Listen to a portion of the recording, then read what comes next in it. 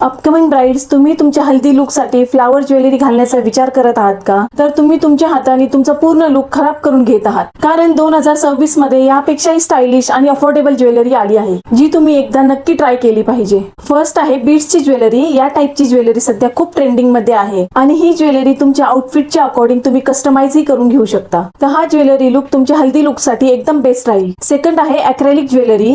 जर तुम्हाला तुमच्या हल्दी लुक साठी वायब्रंट आणि कलरफुल लुक द्यायचा असेल तर तुम्ही ही ॲक्रेलिक ज्वेलरी घेऊ शकता. ॲक्रेलिक ज्वेलरी ही खूप लाईटवेट असते आणि याचा ग्लॉसी लुक फोटो मध्ये खूप प्रीमियम लुक देतो. तर हा पण खूप छान ऑप्शन आहे तुमच्या वेडिंग सीझन साठी. थर्ड आहे शेल ज्वेलरी. हे आपल्याला सगळ्यांनाच माहिती आहे की ही हल्दी लुक साठी एव्हरग्रीन ज्वेलरी आहे. याचा बीची आणि फ्रेशी लुक तुमच्या हल्दी लुक साठी खूप सुंदर वाटेल आणि ही ज्वेलरी तुम्ही कोणत्याही कलरच्या आउटफिट बरोबर घालू शकता. फोर्थ आहे रेझिन ज्वेलरी. ही ज्वेलरी मागच्या वर्षी ही खूप ट्रेंड मध्ये होती आणि या वर्षी ही ज्वेलरी एकदम ट्रेंड मध्ये आहे.